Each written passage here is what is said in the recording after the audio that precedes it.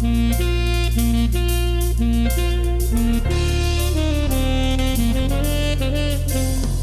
last week we talked about an analogy of having bruised hands to try to push a nail into the wood versus a hammer. Any bruised hands out there? Any flat nails into the wood? I know for me, I've got a few bruised hands. I think there were a couple of things I did remember to use the hammer. My wife did a wonderful job this weekend. In particular, she and I have had a little bit of a moment this last weekend, but she demonstrated the kind of grace and forgiveness that was really, I think, exemplary of this idea of using the things that God has given us. And I'm grateful that she has done that. I think it has made our relationship move into a good spot, and I'm hopeful that you guys have as well. I know it can be challenging week in and week out to remember all the things that God has done for us, but I hope that was something that was maybe clear to you this week in a way that hasn't been before. Before we get too far along in today's passage, I just want to say that I want to acknowledge just one thing that I came up during last week's sermon, this idea of submission. I had a couple people come up to me afterwards and ask, well, what exactly is submission? And I gave a few examples that I thought were helpful, but I did want to give a more specific explanation of what I think is submission actually is. And the best example that I have is Jesus. Throughout the scriptures, he often talked about how he came not to do his own will, but to do the will of his Father. And very poignantly in the garden, Jesus prayed that the cup would pass from him, but he said, not my will, but your will be done. And so he did the Father's will, even though it was something that he was asking to pass along. And so as simply as I can state it, submission is this idea that when there are two wills that are at odds, one will yields to the other. If you're completely aligned in will, there's obviously no submission needed because you're moving in the same direction. But in the case of wills that are not aligned, one does need to yield to the other. And to be clear, this submission of your will is not a begrudging submission. It is not a one where that you say, I'm going to do that, but only because I was told to, and I'm angry about it. That kind of submission can lead to resentment and become problematic even later on. Instead, submission is the faith-fueled submission that recognizes that God is our creator and the one that designed us and has the best plan for us. So hopefully that makes it a little bit more clear. You guys have a lot of things in your life where you have a will, you have a desire, you have something you want to do, and somebody else has a different desire. Submission would be acknowledging in the circumstances as God has designed it to submit one will to the other or to allow that to move forward. So I just wanted to kind of put a bow on that conversation from last week. There's plenty more to be said about that, and I would encourage you to get plugged into some of the ABFs where you can have those conversations more clearly and specifically. And again, before we move into that, lots of things I want to cover. We're kind of in the season of graduation. Last week we celebrated our graduates. We recognized them, and it was super encouraging to see all the work that they had done. We've been to a few graduations the last week or so, and there was a recitation on Tuesday for the Calvary Academy, which I think will eventually become a graduation ceremony for those in high school. But one of the things I was really encouraged by in attending all of these graduations is that overwhelmingly, that despite the recognition of all of the kids' achievements, we were directed back to Jesus. We were directed back to put all of those accomplishments in light of who he is. And I thought that was such an encouraging thing for that to be seen for all of these kids. I mean, dozens and dozens of kids were involved in these graduations. And in every case, we were brought back to Jesus. And in fact, there were a lot of speakers that gave advice, good words, and provided, I guess, direction for those folks. And a lot of those were calls to remain vigilant in their faith, to remain committed to their faith, to stay devoted to God, even as they move on into new parts of life. And so I actually think that's great. That's what we're going to hear from Colossians today, very similar guidance. And so before we get into today's passage, I want to take some time, if you would pray with me for those graduates, all the people that are entering a new stage of life. Those graduates are the ones that are moving off into maybe the Army or college or to the workforce. It can be challenging, it can be daunting, especially because for some of these kids, it may be a brand new thing for them. Maybe they'll be the first time they're out on their own, and maybe without the support that they've known for most of their lives. Other people are entering, new relationships. There's a few folks that I think are engaged to be married soon, and there's just a lot of things that are coming up. It seems to be a season of new stages of life. And so what I would encourage you to do is to pray with me for those graduates, even the ones you may not know, those that are here, of course. And then also just pray that they would step into that new life with the Spirit guiding them. And then secondly, as part of what we should pray for, is that we'd be ready to hear what God has to say to us through Colossians 4 tonight, or this morning. So if you would just pray with me, we'll do that now. God in heaven, we are so grateful that you are our God that loves us, that cares deeply about us. I want to take a moment just to recognize what has happened over the last week for many, and what will happen over the coming weeks as folks move into a world that doesn't have their parents as involved. Moves into a world where there are a bunch of new friends, a bunch of new ideas that maybe they've not confronted yet. I pray that your Spirit would be now preparing all of them to step into those new environments well, with boldness, as a light, not something that's to be hidden, but something that is to be uncovered and showed to the world. I pray for all of the parents that have been holding on to these young children for their entire lives and are now being forced to let them move into new phases. I pray that you would give them peace, give them confidence, help them to be steadfast in prayer, even now, maybe more so. I pray that they would understand and keep their eyes fixed on you, as you are the author and finisher of our faith. Pray that you'd give them encouragement and strength. I pray for protection for all of these graduates as well. Physical protection if they're going into places that are dangerous. I know one of the graduates is going to become a bomb ordnance disposal person. I just pray that you'd keep him safe as he learns to take on that responsibility. I pray for safety as the arrows of the devil are going to try to pick away at the truths that these kids have been taught for their whole lives. I pray that they would put on the whole armor of God and be prepared to fend those off. I pray for all the relationships that they may encounter or step into, that they would understand it's an opportunity to share your love with them. And God, I pray for your peace, again, here now, that we would hear what your word has to say to us. And we are grateful that you have given us a chance to gather freely and safely. Pray these things in Jesus' name. Amen. Thanks, John. Appreciate the shorter table. Okay, so we're going to read a passage in Colossians again. Let me just get myself squared away here. Yeah, what I want to call your attention to as we tackle today is there are going to be 4 things I think Paul teaches us in this passage in Colossians. First, we're going to learn how to pray. We're going to learn how to talk, how to walk, and how to cook. So we're going to observe these things from the scriptures. So with that said, let's go ahead and read Colossians 4, 2 through 6 again. It says, "Continue steadfastly in prayer, being watchful in it with thanksgiving. At the same time, pray also for us, that God may open to us a door for the word, to declare the mystery of Christ, on account of which I am in prison, that I may make it clear which is how I ought to speak. Walk in wisdom toward outsiders, making the best use of time. Let your speech always be gracious, seasoned with salt, so that you may know how you ought to answer each person." So we come off of last week's passage, which is kind of geared at homes, and we've kind of moved into a more broad instruction for every believer. And he begins with an explanation about, or kind of revealing his perspective on prayer. If you'll remember a few months ago, I shared an analogy about prayer.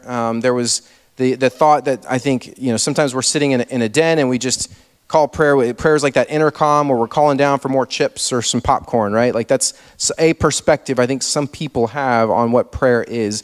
But in fact, it's more like a walkie-talkie. and you're on the front lines of a battle, and you're calling back for reinforcements or for instructions or for intel to understand how to move forward. There's a very different mindset when you understand what prayer is. And I think Paul is kind of conveying that to some extent with the words that he shares in Colossians chapter 4. So first, I want you to observe that Paul asks for us to pray with steadfastness.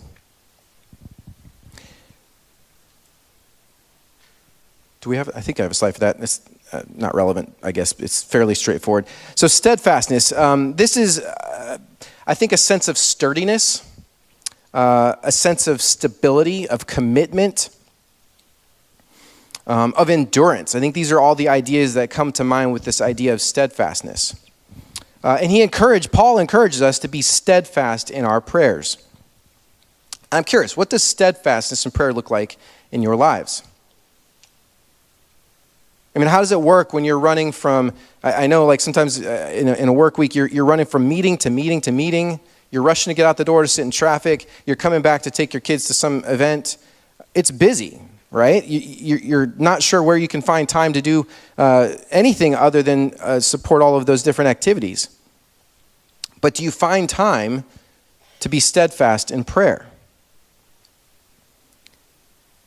I think sometimes we do make rhythms and habits in our lives. We make space for the things that we care about. I mean, this is a silly example. Just about every morning I'll try to finish my Wordle, right? And if you've not done it today, it's your brother or sister's daughter. Just a hint there. But I mean, I make time for that sometimes. I mean, that's a few minutes, but I'm fairly consistent with those small things. There might be things in your life that you're pretty consistent with. My brother challenged me to do push-ups every day, and I've been pretty good about that, but I make time to do that, and he's holding me accountable, and it's been good. And there might be things in your life that you do on a consistent basis, and I wonder, is prayer one of those things? Have you made sure to make time for prayer? Those things that I choose to do can come at the expense of other things, and I have to acknowledge that there are things you may have to give up in your daily routine to be able to support things like prayer. But are you doing that? Paul is encouraging us to be steadfast in our prayers. That steadfastness, I think, also acknowledges that there is, a significant spiritual battle in play. The second thing I think Paul brings us to understand about prayer is that we are to be watchful. When you read this term being watchful, the first thing that came into my mind was the same experience, the same scene that I mentioned before with Jesus in the garden. Jesus is there with some of his disciples, and he tells them to watch and pray. And you know, it's interesting because what Jesus is doing in that case, it seems like he's inviting the disciples in to this very urgent moment, this very meaningful, deep moment. The night he is to be betrayed, he is inviting the disciples to be a part of that moment, and he is telling them to be watchful. Jesus understood the significance and the urgency of that moment, and he wanted us to understand that as well. I think it's very clear, maybe easy to understand, that when Jesus calls us to be watchful, when they fell asleep, that was clearly not what he had asked them to do. And he, in fact, kind of chided them and reprimanded them a little bit for their unwillingness to stay awake and to be alert. And I would love that to be our mindset when it comes to prayer. If we're steadfast, we're also to be watchful, which is to be aware of and alert and paying attention to the things going on in the world that we need to be praying for, lifting up to God in prayer. I know it can be easy for us to make excuses and to kind of throw that stuff away, but that alertness is something that can kind of inform our stance, our perspective on what we are to be praying for. It may force us to be more honest with ourselves about things that we need to get out of our lives. Maybe we need to be more clear and quick to understand where there are things holding us back and get those in front of God and let him take those away. But it also might help us see how important it is for us to love one another through prayer.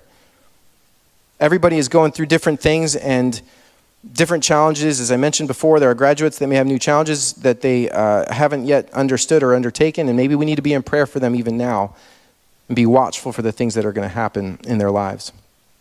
So that's the second key thing I think we learn about Paul's perspective on prayer. The third here is that we are to be thankful.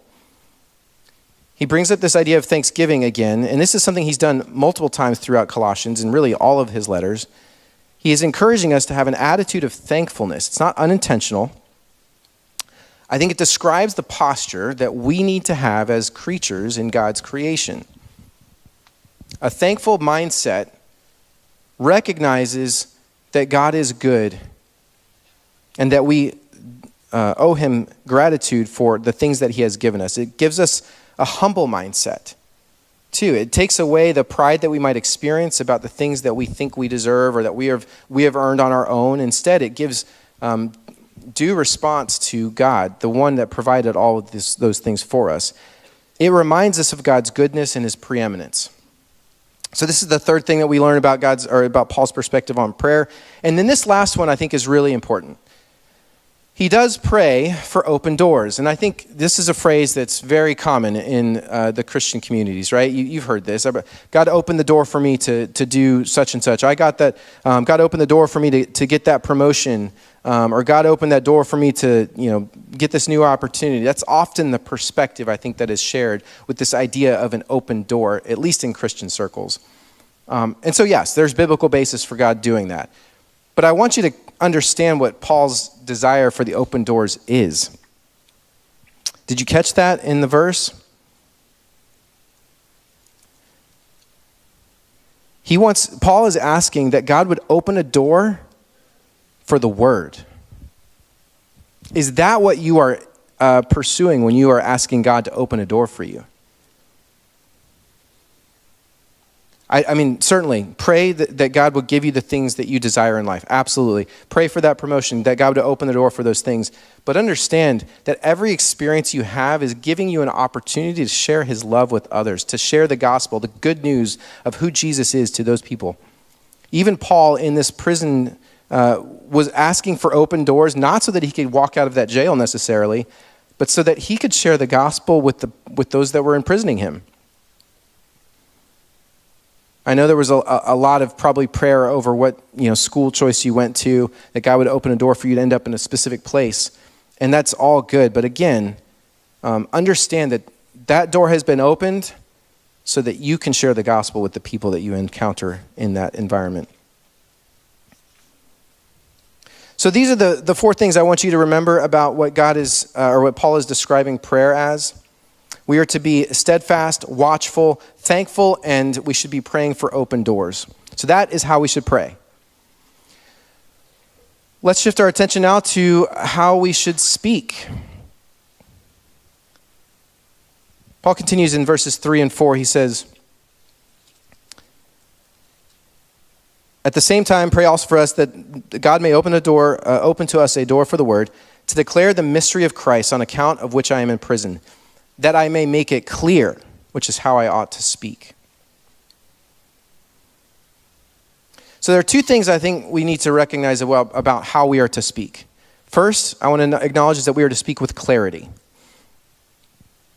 I think very often we can kind of get bogged down with trying to explain away all of the very difficult things that are in the scriptures, but we should be asking God to help us speak very clearly to those around us. We should not introduce complexity about how we think whether or not communion should be done with real wine or if it's okay for it to be grape juice. Like those kinds of things can get us really confused and bogged down and distract us from what is actually important.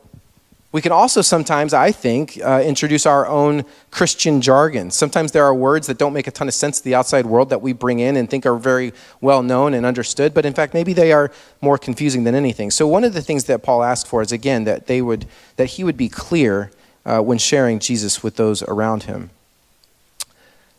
And the second thing that he asks, or he mentions that we should be, how we should be speaking, is that we should be speaking about the gospel.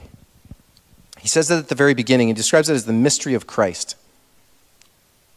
I think one of the things that is fascinating about culture today is, I think, especially with social media, we can do an awesome job explaining how some politician's policy is completely incorrect.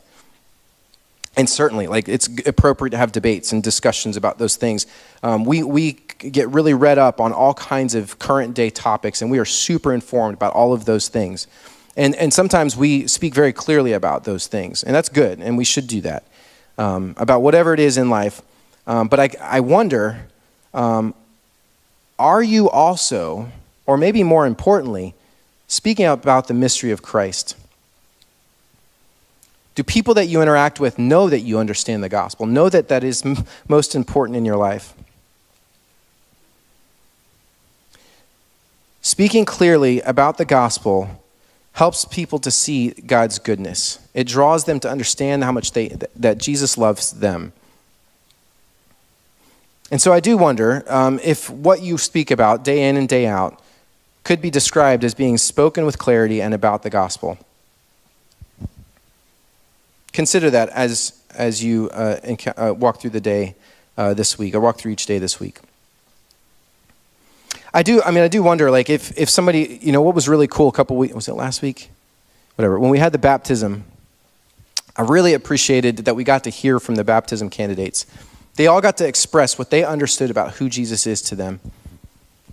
And it may have been, I don't know how frequently they've been asked to do that, but one of the things that I think is super important as believers is for us to be able to very clearly state what Jesus did on the cross for us and why we needed him to do that and what grace he has shown to give us a chance to be with him again.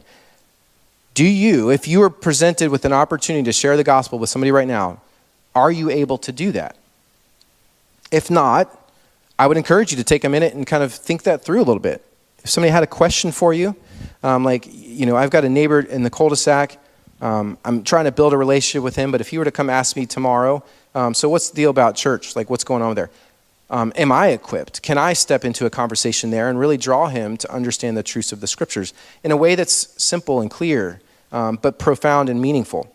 If you've not thought that through for yourself, if you don't feel you've got a good answer to that question about what the gospel is, feel free to talk to somebody and figure that out.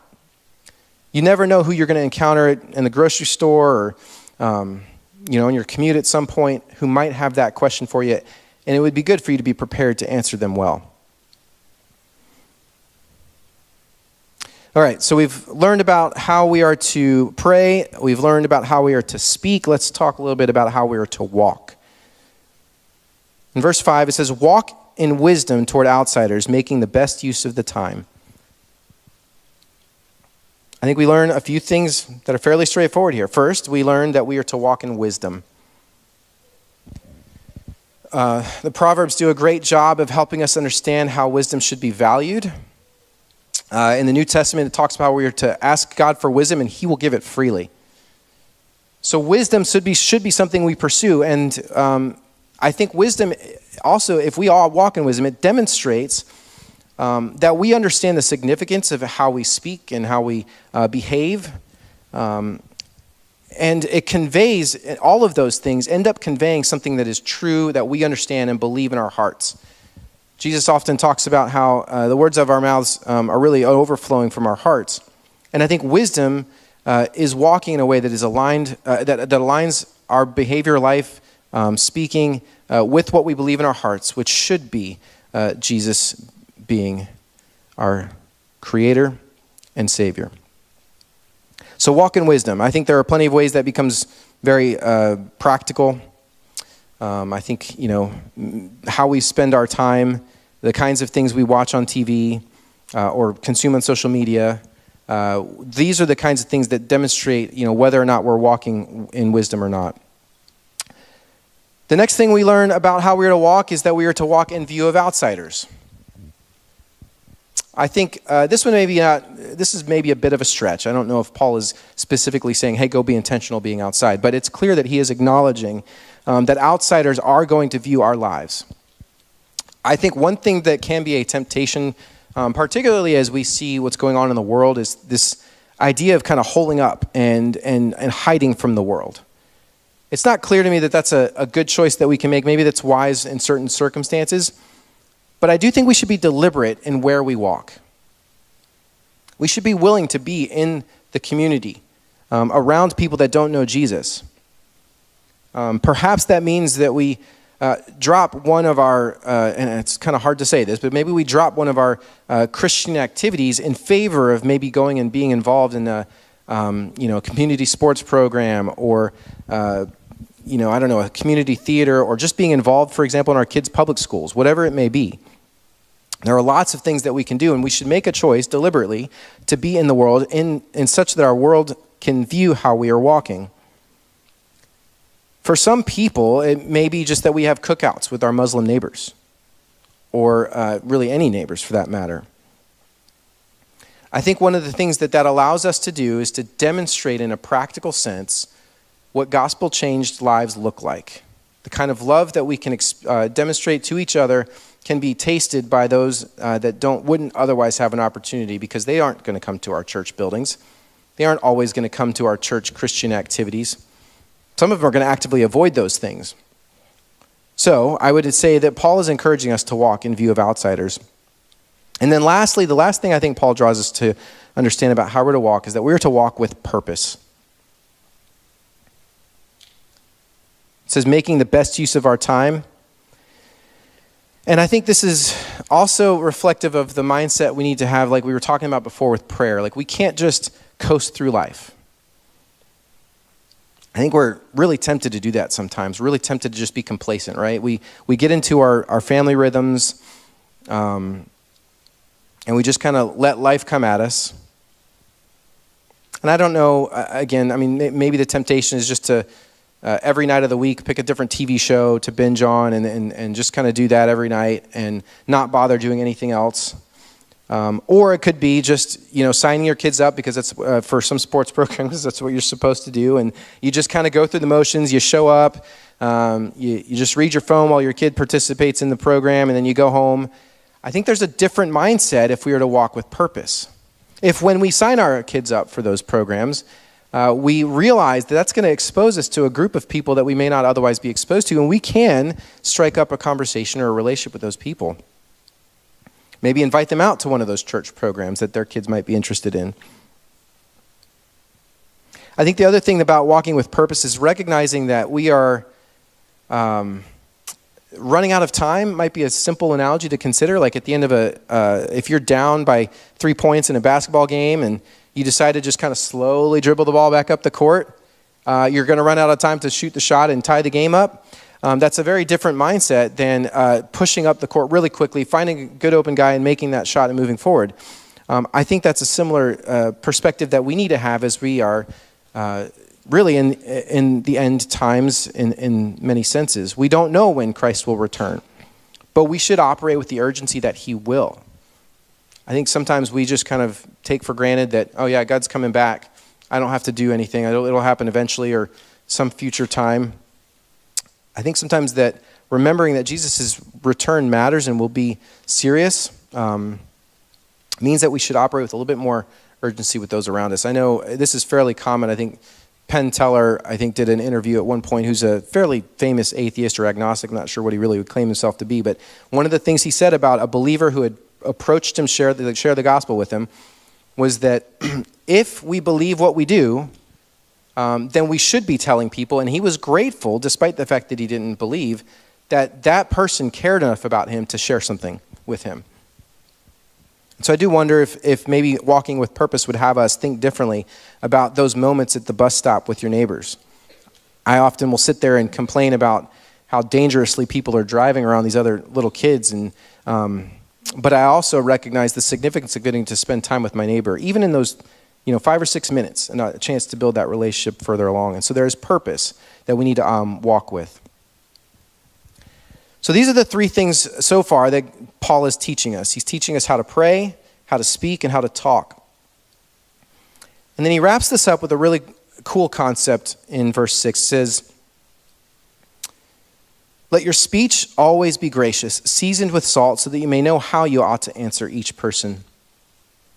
I'm sure you guys, this day and age, the salt thing is what got me here. I'm kind of shoehorning a silly analogy in here, but these days there's the common phrase is like, if somebody's doing something super well, you're gonna just let them cook, right? That is the phrase where the kid is doing something awesome. And I think in a lot of ways, if we follow Paul's examples, this is what we are able to do. When we are praying well, when we are speaking well, when we are walking the way God calls us to, It means that when we encounter somebody, our speech will not be bland, right? It's going to be seasoned with the gospel. Paul is, of course, leaning on some of the ideas that Jesus brought with the fact that, we are the salt of the earth when we are following Jesus. Our speech, our encounters with people around us should be full of flavor, full of life. And more importantly, maybe even, I don't know if this is more important or not, but one of the things that happens when we are in tune with what God is doing in this world, when we encounter somebody that needs the gospel, what we will bring them is like a custom dish, something that is specific for them, that has all of the flavors that just resonate with their palate, that they are so excited to hear, that they are thrilled to experience. Paul seems to indicate that when we do these things, we'll be prepared to answer each person. We don't necessarily have to have that all sorted out ahead of time. God's Spirit will work on us in those moments as needed.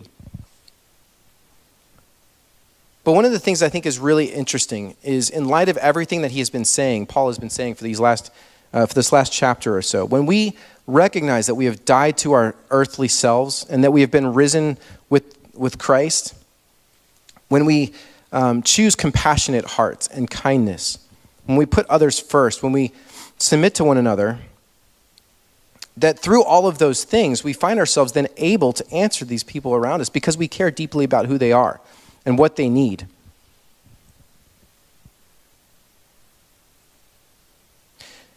And what we are serving is not some club that they can come be a part of. We're not serving some sort of self-help thing that they can just work on and everything will be fine. We are serving them the very answer to life altogether, and that is Jesus. When somebody tastes the goodness of Jesus, they can't help but be overwhelmed. Certainly there may be hard hearts that takes more time than others, but when they understand how much Jesus loves them, that can have a profound impact on who you believe yourself to be and how you live and how you respond.